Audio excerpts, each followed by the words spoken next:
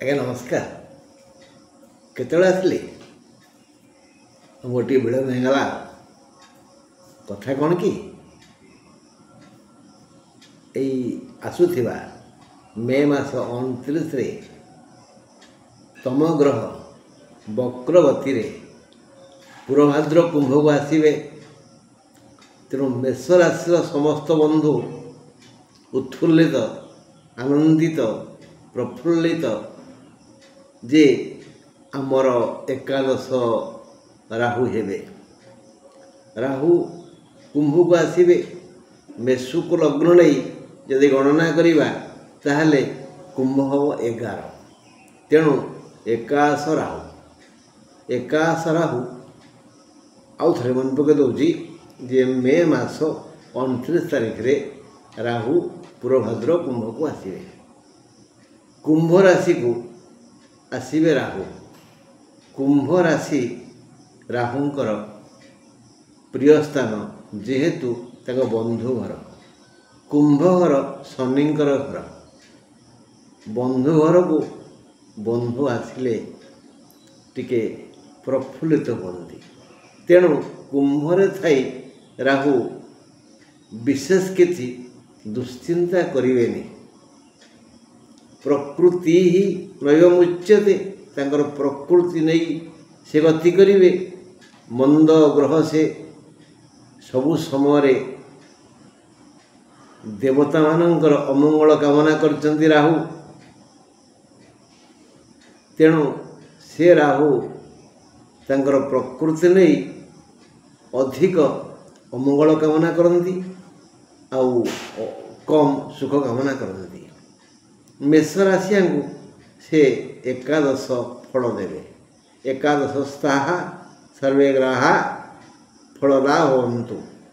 ମାନେ ଏକାଦଶ ହେଲେ ସମସ୍ତ ଗ୍ରହ ପ୍ରାୟ ଶୁଭ ଫଳ ଦେଇଥାନ୍ତି।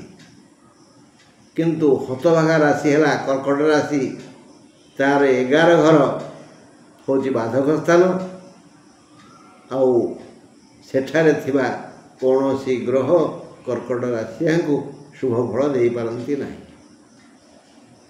ଏହି ଦୃଷ୍ଟିକୋଣରୁ ଆମେ ଯଦି ସୂକ୍ଷ୍ମ ଆଲୋଚନା କରିବା ତାହେଲେ ମେଷ ରାଶିର ଯେଉଁ ନକ୍ଷତ୍ର 3ଟି ଅଛି, ଅଶ୍ୱିନ, ଦ୍ୱିଜା, କୃତ୍ତିକା। 1 ନକ୍ଷତ୍ର ଅଶ୍ୱିନ, 2 ନକ୍ଷତ୍ର ଦ୍ୱିଜା, 3 ନକ୍ଷତ୍ର କୃତ୍ତିକା। କୃତ୍ତିକାକୁ କ'ଣ ମିଳିବ, ଦ୍ୱିଜାକୁ କ'ଣ ମିଳିବ, ଅଶ୍ୱିନୀ କ'ଣ ମିଳିବ, ଏ ବିଷୟରେ ଆଜି ଆମେ ଆଲୋଚନା କରିବା। ଆମେ 3 ନକ୍ଷତ୍ର କୃତ୍ତିକା କଥା କହିବା ଯେ କୃତ୍ତିକା ନକ୍ଷତ୍ରର ବ୍ୟକ୍ତିମାନେ ଏକାଦଶ ରାହୁଙ୍କର ପୂର୍ଣ୍ଣ ଆଶୀର୍ବାଦ ପାଇବେ। ସେମାନଙ୍କୁ ଧନ ମିଳିଯିବ। ମନି ମନି ମନି ମନି ବ୍ରାଇଟର ଦେନ୍ ସନସାଇନ୍, ସୁଇଟର ଦେନ୍ ହନି। ଯାହାକି ମହୁଠାରୁ ମିଠା, ଆଉ ସୂର୍ଯ୍ୟ କିରଣ ଠାରୁ ଉଜ୍ଜ୍ୱଳ ସେଇ ମନି। ସତରେ ଭାଇ, ଏ କଳିଯୁଗରେ ତୁମର ଯାହା ଥାଉନା କାହିଁକି, ଯଦି ଧନ ନାହିଁ କେହି ପଚାରିବେ ନାହିଁ। ରାହୁଙ୍କ ଆଶୀର୍ବାଦରୁ ତୃତୀୟ ନକ୍ଷତ୍ର କୃତ୍ତିକାକୁ ଯଥେଷ୍ଟ ବେଶୀ ଧନ ମିଳିବ। ସେ ଆଗେ ଆଗେ ଚାଲିବେ, ବାଟ ଦେଖେଇବେ। ମୁଣ୍ଡକୁ ସେଇ ବୁଦ୍ଧି ଆସିବ। ଯଦି ରାହୁ ଜାତକରେ ତୃତୀୟ, ଷଷ୍ଠ, ଦଶମ, ଏକାଦଶରେ ଥିବେ, ମିଥୁନ, କନ୍ୟା, ବୃଷ, ତୁଳା, ମକର ବା କୁମ୍ଭରେ ଥିବେ, ତେବେ କୃତ୍ତିକା ନକ୍ଷତ୍ରକୁ ଅଧିକ ଫଳ ଦେବେ। ମୁଖ୍ୟତଃ ସେ ଯଦି ମିଥୁନରେ ବା କନ୍ୟାରେ ନବମ ଘରେ ଥାନ୍ତି ତାହେଲେ ସେ ଅତି ପ୍ରସନ୍ନ ଥାନ୍ତି। ସେ ଯେଉଁ ଜାତକରେ ଏଭଳି ଥିବେ यदि तांकर कृत्तिका नक्षत्र होइथाए तेबे ये कृत्तिका नक्षत्र को से एक सुना अंडा दिया कुकुड़ा धराई देवे अर्थात तांको पाखकू यथेष्ट बेसी धन आसीबो। जी जो वृत्ति करुच्ची रंकठू राजा जाए मूलियाठू मालिक जाए समस्तंकर आय पंथा खोलीजिव समस्तंकर हाथ को यथेष्ट बेसी अर्थ आसो।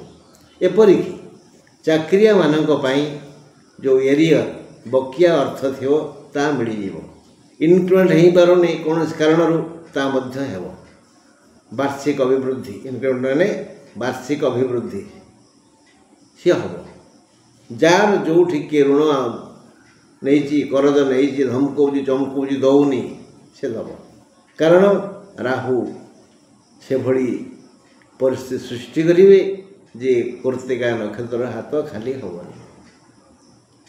जदि आम आउ टिके पछुक जावा दुई नक्षत्र पाखु जावा द्विजांग पाखु जावा से कौन मिल सम्मान मिल। राहु महाशय एकाश थी सम्मानित करेंगे सम्मान कौन समस्त के मिले जी योग्य व्यक्ति तक सम्मान मिले अर्थात राहु ये भली परिस्थिति सृष्टि करेंगे द्विजा नक्षत्र बंधुगण उन्नत मानर काम करेंगे निज भूल को बुझीपारे सत् चिंता करेंगे सत्कर्म करेंगे और सत् उपाय आय करेंगे तेणु से शांति रहिबे।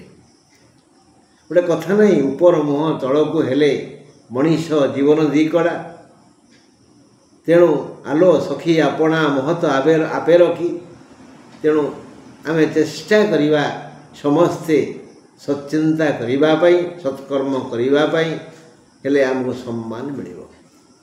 अधमा धनमिच्छन्ति ज्ञानी कहले जे केवल धन चिंता करती सम्मान जाऊ इज्जत जाऊ जापरता हो जाऊ मोर धन दरकार से ज्ञानी माने अधम श्रेणी गणना कर अधमा धनम इच्छन्ति धनं मानं च मध्यमा जे मध्यमतर लोक से सम्मान खोजती धन भी खोजती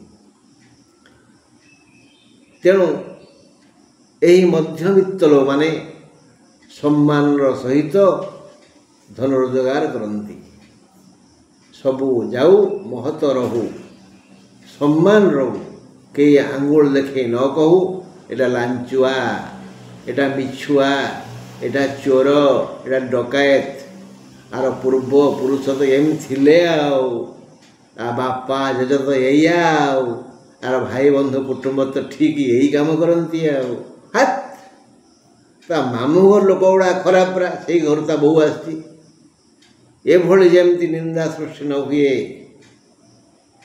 ये चिंता करती मध्यम श्रेणी लोके से सम्मान सहित धन रोजगार करती तेणु ये द्विजा नक्षत्र को उच्च कोटीर सम्मान मिलिबो सम्मान मिलिबो से कौन आउ ढोके पी दंडे जी यही निहारे हेबे हैंड टू माउथ हेबे मागियाणी बंचिबे नाई तांकु भी धन मिलिबो हेले से धन उचित उपाय आसिबो कठिन परिश्रम करिवे मुंड झाड़ तुंडरे मारिवे एवं से सबू धन को से संचय करिवे जहाँकि भल काम लगे मंद काम नुह तेणु द्विजा नक्षत्र को सम्मान मिलिबो धन मिलिबो एमान सम्मानित हेबे उच्चकोट सम्मान पाइबे किंतु अश्विन नक्षत्र प्रथम नक्षत्र एकादश राहुंकर कल्याण पाई पारिबे नाही बोले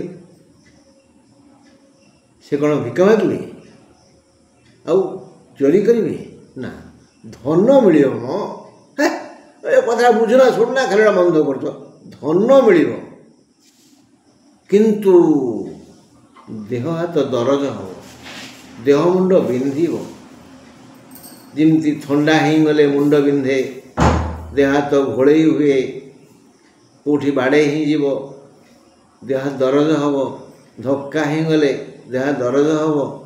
ମନେକର ବଥ, ପିଠିରେ ଯେଉଁ ବଥ ହେଲା ତାକୁ ପଠା କହନ୍ତି, ଆଙ୍ଗୁଠିରେ ବଥ ହେଲେ ତାକୁ ଅରଞ୍ଜ କହନ୍ତି।